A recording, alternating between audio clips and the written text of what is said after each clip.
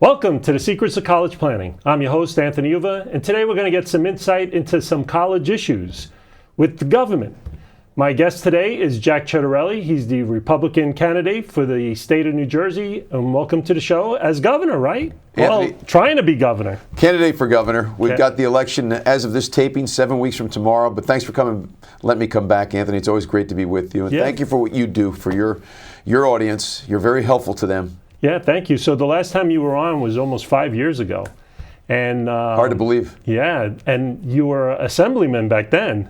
So you talked about going to Seton Hall University and growing up in New Jersey.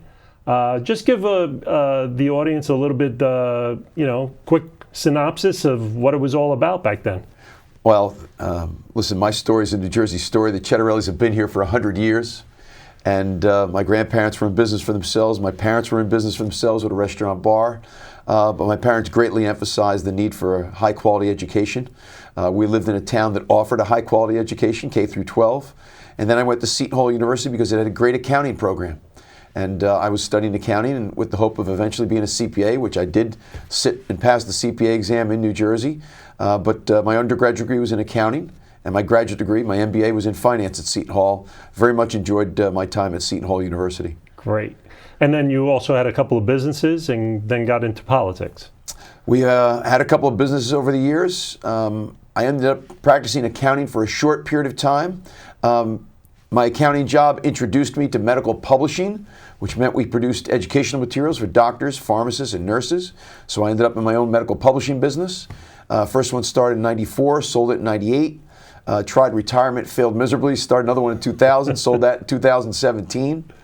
Will and I have been married 27 years, 4 kids, and the youngest of our 4 is at Montclair State. Wow. He just went back for his junior year.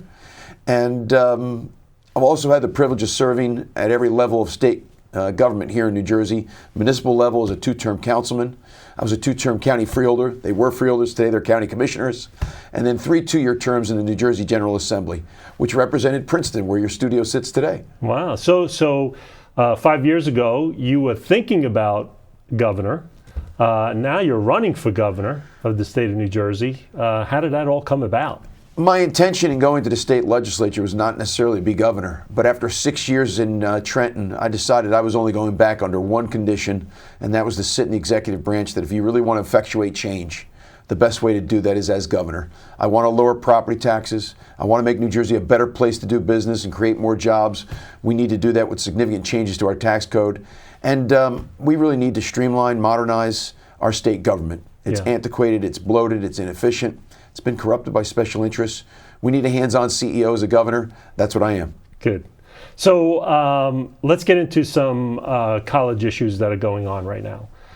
One of the biggest ones that a lot of families talk about is free tuition at college. A lot of families, colleges these days are pretty expensive. So what's your take on this free tuition for college? First of all, we need to lower the cost of our higher education system. In my opinion, it's way too expensive and out of reach for a great many people. So as governor, I'm going to work with the presidents of all of our universities and colleges here in New Jersey and find out what it is that we need to do, other than just providing more state aid to those institutions. What is it that we need to do to lower their costs so it's within the reach of more people? And we have programs like the New Jersey STARS program. We have Pell Grants. There's a number of different programs out there that lower the cost of college here in New Jersey so that it can be within reach. I've always been concerned with just free college. I think it's important that the family, the student, have a skin in the game. And if you talk to college presidents, they too would agree that there's a few things that are a bit problematic about just offering free education. We need our students to take this seriously. And having a skin in the game does that. But at the same time, we have to make sure that it's within everybody's reach so they can get a high-quality education. Now, there's quite a number of community colleges in New Jersey as well. The costs at the community colleges are not as expensive as the costs as a four-year college. So do you think that that's some of the route for some of the free tuition? Because I think New York does something like that with their community colleges where it's free tuition. Other states have done that with success, and we should look to those programs to see if that's what we need to do here exactly in New Jersey. But for too long, Anthony, you know this, our 19 community colleges here in New Jersey have been too well kept a secret. Yeah. For less than $10,000, you can get your associate's degree and then go off to any one of a number of other four-year schools that community college has an articulation agreement with. Start day one as a junior, graduate 2 years later, and your diploma will say Seton Hall University or Fairleigh Dickinson University or Princeton University. Yeah. So that's a great deal, and it's a great way to lower the cost of higher education. As we all know, sometimes there's this false stigmatization about going to community college. Yeah. There is nothing to be embarrassed about going to a community college. It's the best deal there is. It's the best return on investment there is. And all the years that I was an elected official, I would always go to the Raritan Valley Community College, and their graduates were going off to some of the top schools in the country, starting day one as a junior, and only being out of pocket $10,000 for their associate's degree. Wow. Yeah, it's fantastic. Fantastic. And also some of the community colleges have sports.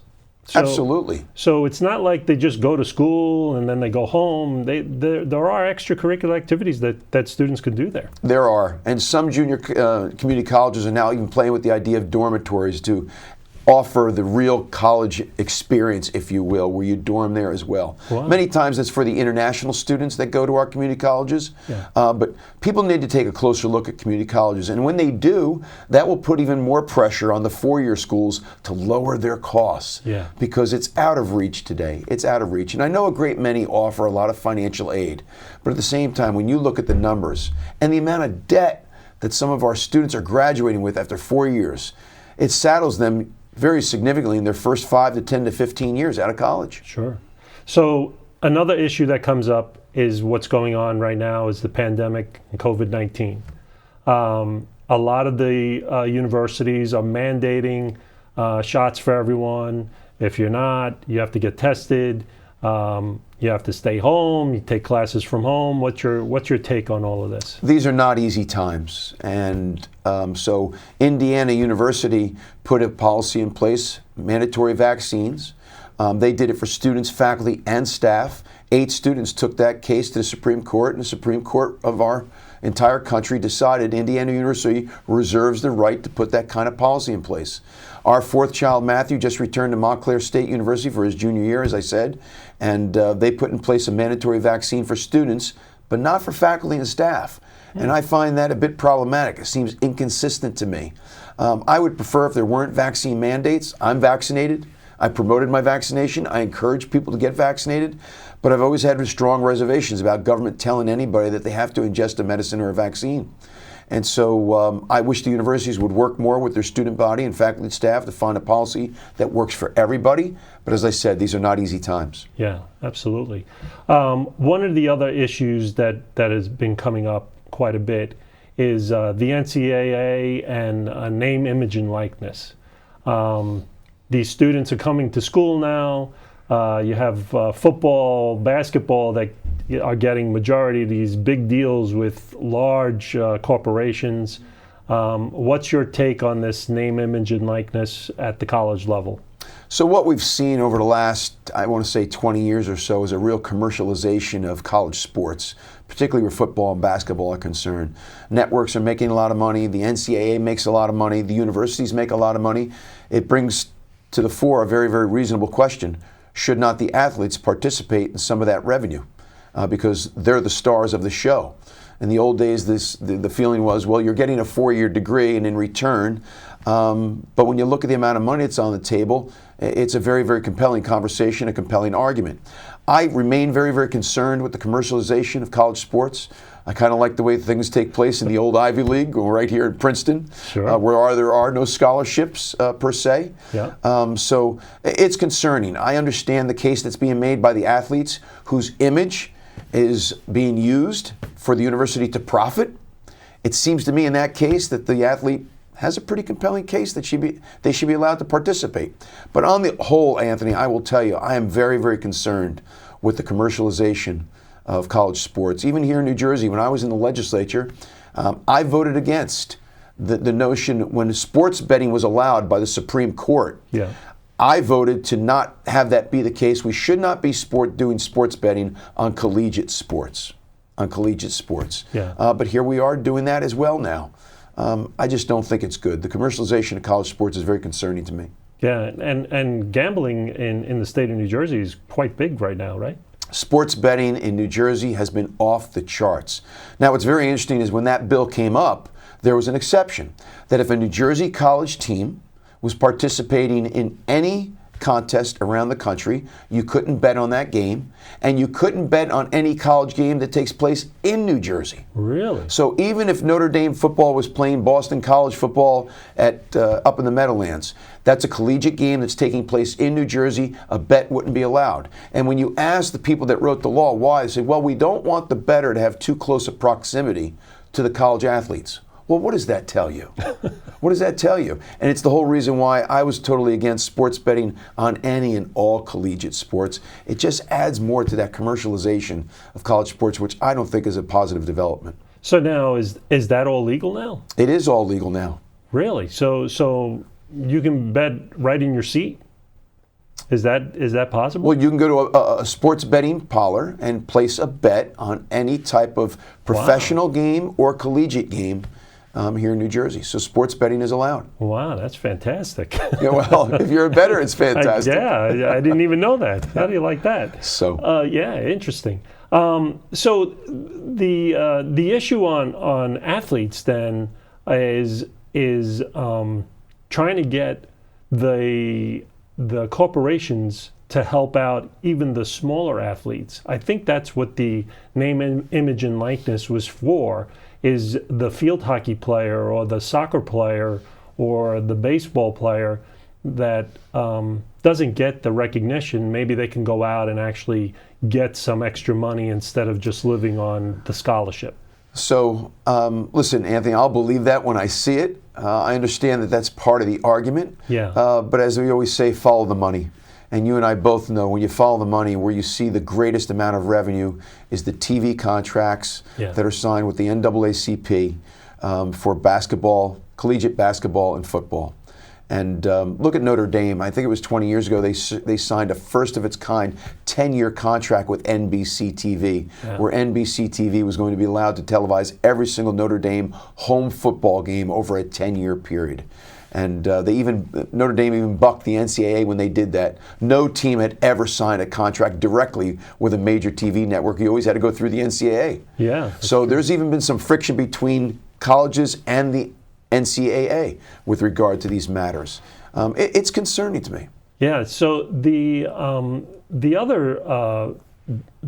issue that comes with that is you see a lot of now major football programs all trying to move and go into different organizations. So you have the Pac-12 and the Big Ten, and they're all trying to merge together, and then the ACC and the SEC all trying to merge together. Oh, yeah. What's that all about? And it's creating an arms race, right? I mean, we've got Midwest schools that are now in the Big East.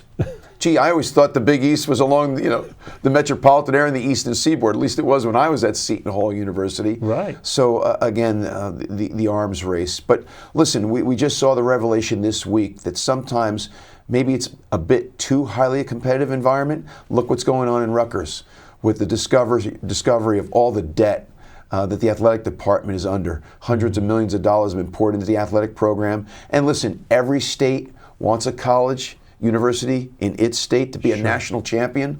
We understand what success in sports can mean to the success of a college, but at the same time we see the Ivy League schools very, very successful despite not having national champions. So listen, I get it, but at the same time I think we need to be very, very careful about the way we go about our business in collegiate sports. And I read somewhere that the highest paid state employee is usually the head football coach of the major university in the state. It's really amazing, and I think the coach of Alabama, Saban, is someone that earns like $7-8 million a year, and that's not even including all the incentives that come with it. Wow. So again, we understand the role that sports play in college life and what it means to the university environment, and bringing, in many ways, it's a marketing program, right? You could spend millions of dollars promoting your university on TV. If you pour that millions of dollars into the athletic program and you deliver a national champion, your university's all over national TV for a couple of weeks. Yeah. And so, in a way, it's a marketing program. but very much like fire, right? Very, very useful tool, but if you're not careful, it'll burn you. And right now we're seeing some burns at Rutgers University with regard to what went on there, including irregular accounting. Now, did you see what was it last week with Hurricane Ida and Rutgers University? Luckily, the stadium didn't get flooded, but everything around the stadium was flooded. What was some of the things that were going on when that was happening? As we know, the university, a great part of the university, has very, very close proximity to the Raritan River.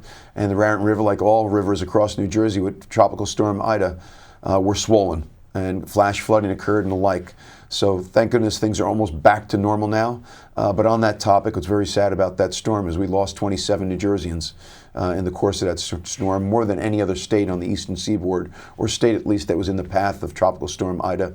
And we offer our condolences to those families. Yeah. So some of the, what are some of the things that you're running with to bring to the state of New Jersey? I mean, you talked about before property taxes. What are some of the things that families and students that are watching? Well, let's stick with higher education for a second. You know, there's a dirty little secret about New Jersey. We do a magnificent job, Anthony, of graduating our K through 12 students. But for those that go out of state to college, New Jersey leads the nation in the fewest that come back.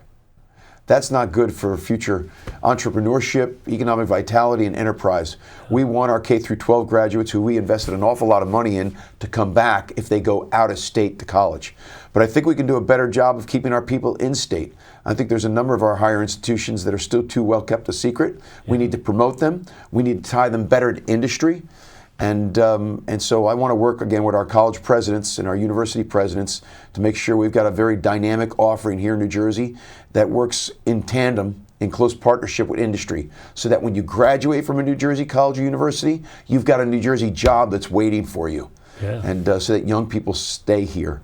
Is there any incentives that the state of New Jersey gives to any of the students to go to New Jersey universities? Other than in-state tuition, no. But what I think we can do in New Jersey, some policy changes, and that's what you were kind of alluding to with my questions about my gubernatorial platform, is I'd like to see us do a couple things. Number one, I think you should be allowed to deduct your student loan interest on your New Jersey tax return. Right now you can't. I think we should make the interest on a mortgage for first-time home buyers deductible. All these kind of incentives would encourage people to take root here in New Jersey, stay in New Jersey, and help you get started in New Jersey. And of course, we need to lower the cost of higher education so that New Jersey becomes just a much more attractive place to go to school. I'd also like to see us do something that I think that Vermont did with great success. Vermont was kind of going through, Missouri was going through a kind of a brain drain challenge like New Jersey is with young people not taking root there. And what Missouri did is if you come to one of their schools and you change your residency to Missouri, and earn at least $3,000 a year, meaning you're working at a Missouri job, they will give you in-state tuition for your sophomore, junior, and senior year. Wow. That's, again, trying to get young people to take root in Missouri and hopefully make it that it's your place of residency after you graduate college. We need to think about those kind of programs here in New Jersey. We want young people to believe they can get started here and make their careers here and launch new businesses here. Yeah, so I think when we went to school, it was more of trying to stay close to home, trying to go to the New Jersey schools. But now, different ballgame. Yeah, I mean, with our kids, I guess they don't want to hear the parents' voice anymore. They want to get out, and then they come back. Do you see that as the case? I definitely do. I mean, one of my closest friends, his daughter just went off to college after graduating from Montgomery High School, and she went to San Diego State. And so, listen, between FaceTime and airfares being so low, nowadays people think nothing of going far away from home for college, which is very different from when you and I went. Yeah, so, and then to try to get that person to come back. Therein lies the danger. Yeah. And so, listen, and again, this gets back to our desire to want Rutgers to be one of the premier Division I football programs because, you know, I had two people in my family, my daughter and my son. They both wanted programs with big-time sports because they like the energy that brings to college life. And one went to West Virginia, the other went to the University of Minnesota. So I get it. I get it. So we've got to try to cater to everybody's wants and needs to make New Jersey a dynamic place for everyone, including our young people. So now, what can we find from Jack Ciattarelli for the next 7 weeks as he runs for governor of the state of New Jersey? We're going to continue, Anthony, to pound home our message. We need a state with lower property taxes. We do that with a new school funding formula. We need a flatter, more equitable distribution of state aid for schools. That'll lower property taxes. We need to fix our tax code. As an MBA CPA, I know a little bit about that. And until we fix our tax code, New Jersey's not going to be a compelling place to do business. We're only going to create more jobs if New Jersey is a compelling place to do business. We do that by fixing the tax code. And the third thing that people in New Jersey need me to do is be a hands-on CEO in Trenton. Our state government is bloated, inefficient. It's been corrupted by special interests, and it really needs to be downsized, modernized, streamlined, and much less expensive. We can do that under Governor Ciattarelli. Fantastic. Yeah. Yeah, absolutely. So Great. What are some of the fundraisers that you're doing? Are there quite a bit of number of fundraisers that you're out there and meeting people? Certainly. I mean, we're out every day of the week in either meet and greets or town halls or fundraising events. As I always say in this business, two things you can't have enough of are money and votes. So we're out there raising our money and doing extremely well on that front. I think it shows the campaign's energy and momentum. We've been able to match Phil Murphy dollar for dollar in fundraising. I think that says something about our message and the success of the campaign so far. But the meet and greets and just visits to small businesses, big businesses, visits to Main Street, talking with citizens. Call me crazy, I love the campaign trail. It's an opportunity to get up close and personal with the citizens of this state. And they're very, very unique.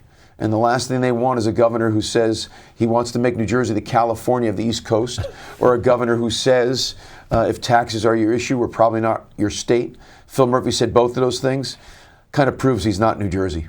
Yeah, absolutely. So some of the things that are going on as well in the state is trying to get internships for college students. Is there anything that's going on in your campaign or other campaigns to get college students to intern at these type of things? So in my administration, the Department of Higher Ed will work closely in partnership with the Department of Labor and the Department of Commerce and Economic Development to make sure that we're providing graduates that fill the need of industry all throughout New Jersey for small, medium, and large-sized businesses. What I hear a lot of from people all throughout the state that run businesses, we can't find labor. We can't find labor. And there's a number of reasons for that. So I think we just need a much more dynamic relationship between our junior colleges, our four-year colleges, and industry, small, medium, and large-sized businesses, to provide that feeder system. And that goes for the trades too, Anthony. I mean, a lot of times we think about junior colleges and four-year colleges, but there's great vocational training institutions across New Jersey that teach our young people how to be tradespeople, whether it's electrical person, plumbing, carpentry, welding, diesel mechanics. There is great need out there. So under Governor Ciattarelli, there'll be a much more dynamic relationship between the private sector and the Department of Higher Education, Department of Commerce, and the Department of Labor to make sure that we're providing people like a career path here in New Jersey. Yeah, and some of those trades actually get paid more than just a college kid coming out of college. You bet they do. And you know one of the most successful programs in the tri-state area, well, New York, New Jersey, Connecticut, let me add Pennsylvania there for a second. In Philadelphia, I believe, is Drexel, which is a 5-year bachelor's degree because it's got a co-op, which means you're working while you're going to school. And when you graduate from that university, you've got a job. Yeah. You've got a job. I mean, when you think about the time and energy and money that's been invested in a 4-year degree, what you want to know is coming out, you've got a job that pays well. Yeah, very good. So we're coming to the end of our show, and usually I ask my guests the same thing that I asked 5 years ago. Is what advice you want to give to the families that, you know, their sons and daughters are watching? You want more votes, you know? What worries me, Anthony, is I find fewer and fewer people these days that believe they can achieve their American dream here in New Jersey, right? There was a recent study that showed 2/3 of New Jerseyans wanted to leave. And some of our best K through 12 graduates go out of state to college, and many don't come back. That's not the state I want to be governor of. I want people that believe that they can achieve their American dream right here in New Jersey, whatever that American dream might be. the job of your dreams, the home of your dreams, the business of your dreams that you own and operate. And we can do that here. It just all comes down to leadership and what we have to do to make New Jersey more attractive for everyone. And, I always believe there's two things that everybody looks for: opportunity and security. So my governorship is about providing those two things, opportunity and security, for all New Jerseyans. Great. Well, thank you very much for coming on the show again. Anthony, thank you. Yeah. So you've been watching The Secrets of College Planning. I'm your host, Anthony Uva. Until next time.